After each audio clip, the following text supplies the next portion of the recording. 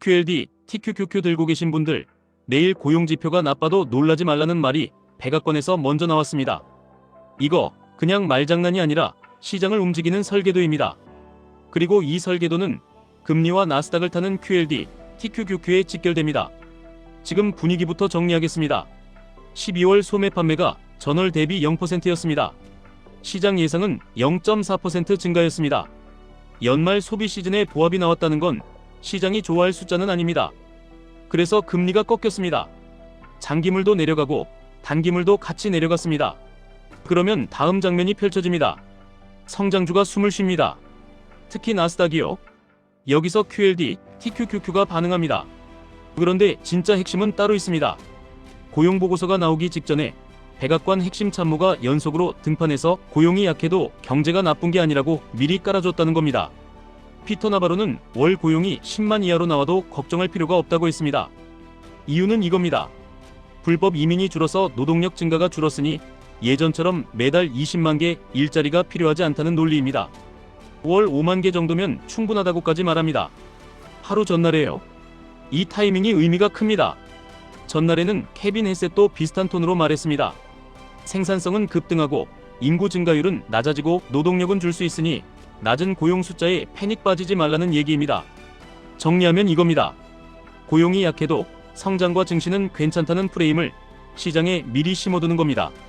왜 하필 지금이냐?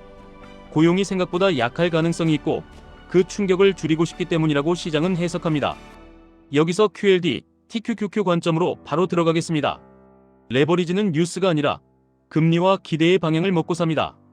약한 고용이 나왔을 때 시장이 어떤 해석을 선택하느냐가 전부입니다. 똑같이 고용이 약해도 두 가지 영화가 나옵니다. 첫 번째 영화는 금리 하락 영화입니다. 고용이 약하다. 인플레 압력도 덜하다. 금리 내려갈 수 있다. 장기금리 더 내려간다. 나스닥이 튄다. 이때 QLD, TQQQ가 강합니다. 백악관의 멘트는 이 영화가 나오게 하려는 연료가 됩니다. 나쁜 고용을 좋은 고용으로 포장하는 게 아니라 나쁜 고용을 나쁜 뉴스로 만들지 않게 하는 겁니다. 두 번째 영화는 경기 둔화 공포 영화입니다. 고용이 약하다, 소비도 둔하다, 기업 실적도 꺾인다, 결국 주식이 맞는다. 이때는 금리가 내려가도 주가가 같이 못 오를 수 있습니다. 특히 레버리지는 변동성에 찍힙니다. 그래서 내일은 숫자 자체보다 시장이 어느 영화로 편집하느냐가 중요합니다. 그럼 내일 무엇을 보셔야 하느냐? QLD, TQQQ는 순서가 있습니다. 뉴스 해석보다 시장 가격이 먼저입니다. 1. 미국 10년물 금리 방향을 먼저 보십시오. 발표 직후 30분, 그리고 1시간 뒤 방향이 유지되는지 보시면 됩니다. 금리가 확 내려가고 유지되면 나스닥이 숨을 쉽니다. 금리가 튀고 유지되면 나스닥은 눌립니다. 2. 달러 흐름을 같이 보십시오. 달러가 강해지면 금융 여건이 조여지고 레버리지에는 불리해집니다. 달러가 약해지면 반대입니다. 3. QQQ의 첫 1시간 캔들을 보십시오. 개파락 후 바로 회복하면 시장은 금리 하락 영화를 택하는 경우가 많습니다. 개파락 후 추가 하락이 나오면 경기 둔화 영화로 넘어갈 가능성이 커집니다. 4. 빅테크만 죽고 다른 섹터가 버티는지 아니면 전부 같이 꺾이는지 보십시오. 순환매로 버티면 지수는 생각보다 안 빠집니다. 전부 같이 꺾이면 레버리지는 위험합니다. 여기서 오늘 나온 또 하나의 소재가 있습니다.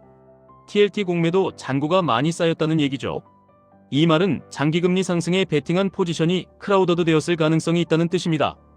크라우더드 되면 뭐가 생기냐? 반대로 움직일 때 쇼트 커버링이 나오면서 움직임이 커집니다. 고용이 약하게 나오고 장기금리가 더 내려가면 채권 쪽에서 급하게 대감기가 나오면서 금리가 더 떨어질 수 있고 그럼 나스닥이 튀는 속도가 빨라질 수 있습니다. 그래서 내일은 방향도 중요하지만 속도도 중요합니다. 레버리지는 속도에 취약합니다. 올라갈 때도 빠르지만 되돌림도 빠릅니다. 이제 실행으로 바꾸겠습니다.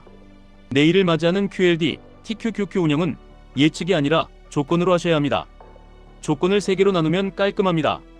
1. 수치가 예상보다 약하지만 실업률이 급등하지 않고 임금이 과열로 튀지 않는 경우 금리 하락 영화가 나올 확률이 높습니다. 이때는 이미 들고 있는 분은 흔들리지 않는 게 우선입니다.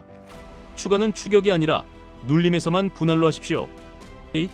수치가 크게 무너지고 실업률이 올라가고 시장이 위험 자산을 던지는 경우 이때는 레버리지에서 가장 중요한 게 생존입니다. 추가 매수 욕구가 올라오지만 이 구간은 1번이 아니라 2번 구간입니다. QQQ 기준 21선 아래에서만 분할 매수, 그 아래에서도 더 아래가 열릴 수 있다는 전제를 깔아야 합니다. 현금 쿠션이 없으면 레버리지는 계좌를 끊어먹습니다. 3. 수치가 생각보다 강해서 금리가 튀는 경우, 이때 나스닥이 꺾이면 사람들은 즉시 해석을 바꿉니다. 금리 인하 멀어졌다. 성장주 부담이다. 이때는 억지로 맞서지 마시고 하락의 일파가 끝난 뒤에 QQQ가 지지선을 회복하는지 확인하고 들어가십시오. 레버리지는 척칼에 들어가면 손이 떨리기 시작합니다. 여기서 많은 분들이 딱 하나에서 무너집니다. 백악관이 괜찮다 했으니 시장도 무조건 괜찮을 거라고 믿는 겁니다. 시장은 말을 믿지 않습니다. 가격을 믿습니다. 백악관 멘트는 방향을 강제로 만드는 버튼이 아니라 공포를 줄여서 매도 속도를 늦추는 버튼일 뿐입니다. 그래서 내일은 한 방에 결론 내리려 하지 마시고 이번에 나눠서 보셔야 합니다. 발표 직후 반응, 그리고 뉴욕장 초반 일시간 방향, 이 두 개가 같으면 그날의 해석이 고정될 확률이 큽니다. QLD, TQQQ는 여기서 시스템이 필요합니다. 시스템이 없으면 내일 같은 날은 감정이 계좌를 조종합니다.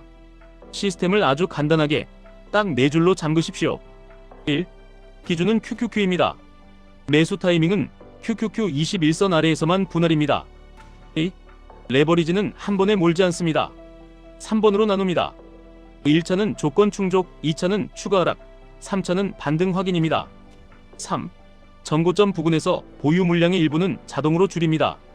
30%만 잘라서 15%는 JEPQ 같은 방어 자산으로 옮기고 15%는 현금으로 남기는 방식이 레버리지의 폭주를 막습니다. 4. 발표 날에는 시장가로 싸우지 않습니다. 지정가로만 싸우십시오. 변동성이 커지면 체결이 내 감정과 반대로 나옵니다. 자주 나오는 얘기도 정리하겠습니다. 고용이 나쁘면 무조건 주식이 빠지는지 묻는 분이 많습니다. 그렇지 않습니다. 특히 금리 하락이 동시에 나오면 나스닥은 오히려 튀는 날이 많습니다. 다만 그건 단기 반응일 수 있습니다. 그래서 일시간 확인이 필요합니다. 또 하나, 백악관이 주가를 관리하면 무조건 오른다고 믿는 분이 있습니다. 관리한다는 건 상승을 보장한다는 뜻이 아닙니다. 하락을 천천히 만들고 해석의 프레임을 잡는다는 뜻에 가깝습니다. 시장이 겁을 덜 먹으면 레버리지에게는 기회가 생깁니다. 하지만 시장이 겁을 먹기 시작하면 레버리지에게는 시간이 없습니다. 또 하나, 금리가 내려가면 무조건 QLD, TQQQ가 좋은지 묻는 분이 많습니다. 금리 하락이 경기 둔화 공포에서 나온 하락이면 주식도 같이 맞을 수 있습니다. 금리 하락이 인플레 완화, 정책 여지에서 나온 하락이면 성장주가 좋아합니다. 같은 금리 하락이라도 출처가 다릅니다. 내일은 그 출처를 시장이 어디로 적는지 보는 날입니다. 마지막으로 오늘 밤에 할 일 3가지만 하십시오. 복잡하게 공부하지 마시고 내일 흔들리지 않게 준비만 하시면 됩니다. 1. QQQ 21선 위치를 확인하고 그 위인지 아래인지 메모해 두십시오.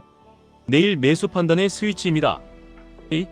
내일 추가 매수 예산을 3등분해 두십시오. 그래야 첫 반응에 다 써버리는 실수를 막습니다. 3. 전고점 근처에서 줄일 물량 비율을 미리 정해 두십시오. 내일 올라가면 사람은 욕심이 커져서 못 팝니다. 내려가면 사람은 공포로 못 삽니다. 미리 정한 사람만 실행합니다. 내일 고용지표는 숫자 하나가 아니라 해석 전쟁입니다. 백악관은 이미 전장을 깔았습니다. 그 전장에서 QLD, TQQQ로 이기는 사람은 방향을 맞춘 사람이 아니라 조건을 잠근 사람입니다. 지금까지 1분 투자 하이젠버그였습니다.